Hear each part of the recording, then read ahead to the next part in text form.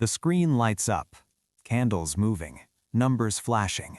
Someone just made $5,000 in 10 minutes. That's the clip you saw.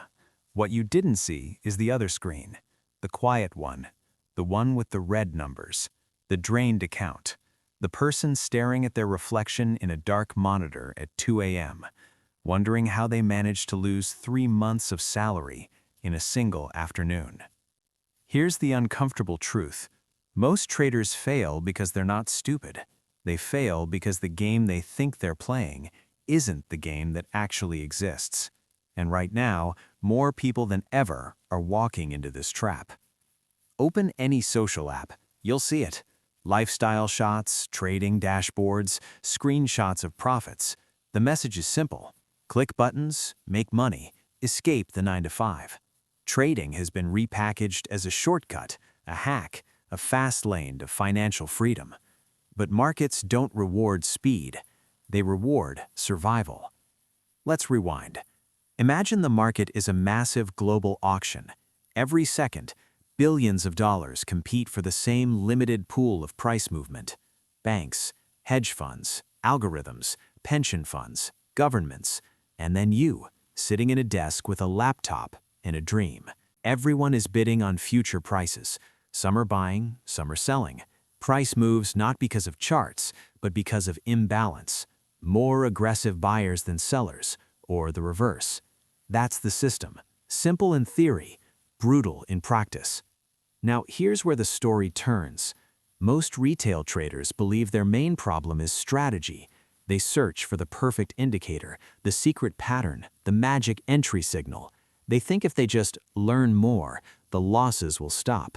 So they add tools, RSI, MACD, Fibonacci, smart money concepts, order blocks, ICT models, supply and demand zones. Their charts start to look like modern art. And yet, the account keeps bleeding. Because the real problem isn't what they're looking at, it's what they're up against. Let's talk numbers, not opinions, numbers. Across brokers and regulatory reports, a consistent pattern shows up. Roughly 70 to 90% of retail traders lose money over time, not in one bad week, over months and years. That's not bad luck, that's structural. Here's why. Markets are not designed to distribute money evenly. They're designed to transfer it from impatient hands to patient ones, from undercapitalized players to overcapitalized ones, from emotional decision makers to systematic operators. Retail traders enter with small accounts and big expectations. Institutions enter with massive capital, deep liquidity access, teams of analysts and algorithms executing in microseconds. That difference matters. But it's not the biggest problem. The biggest problem is math. Let's make this painfully simple. Say you risk 5% of your account per trade. That feels reasonable to beginners. You lose 5 trades in a row.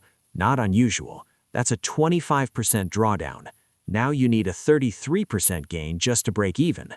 Lose another 5 trades later, the math compounds against you. Recovery becomes harder. Emotion increases. Risk goes up. Mistakes multiply.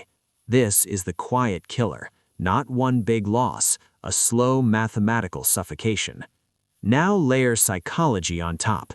After a loss, the brain wants revenge.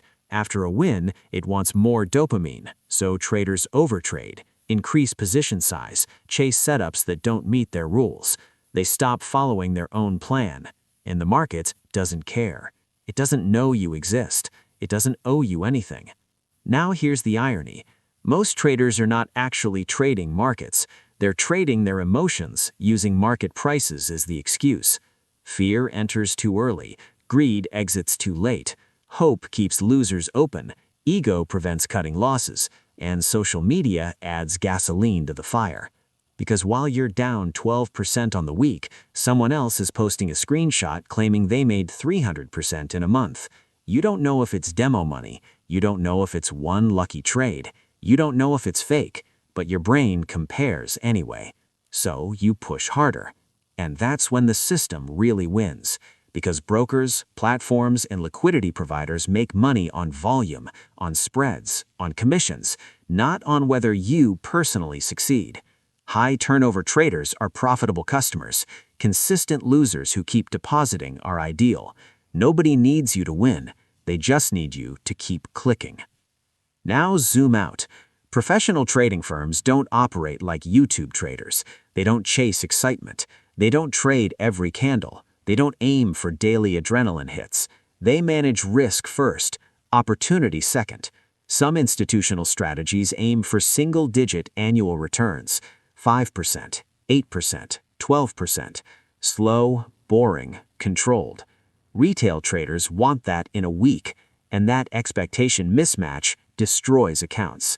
Here's another uncomfortable mechanism. Most beginner traders trade the most competitive timeframes: 1-minute charts, 5-minute charts, fast scalps, high-frequency zones. That's where algorithms dominate, where latency matters, where speed is everything. It's like entering a Formula One race on a bicycle and wondering why you're losing. Longer-term trades reduce noise, reduce emotional decision-making, reduce transaction costs, but they're not exciting enough for content culture, so nobody promotes them. Now let's talk about the fantasy. The fantasy is that trading is about freedom. No boss, no schedule, just you in the market. Reality, trading demands discipline stricter than most jobs. Risk management rules, position sizing formulas, journal reviews, performance tracking, emotional control. Most people don't fail because they can't trade. They fail because they can't behave.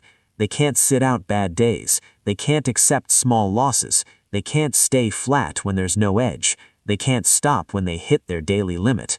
The market doesn't punish ignorance. It punishes inconsistency.